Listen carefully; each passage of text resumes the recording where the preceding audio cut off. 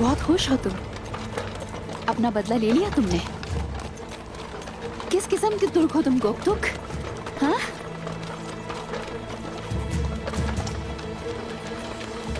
जवाब नहीं है। गद्दार कहेंगे। क्या हुआ बाला? तुम्हें उस्मान बचाने नहीं आया? या शायद वो इससे बड़ी मुसीबत में फंस गया हो?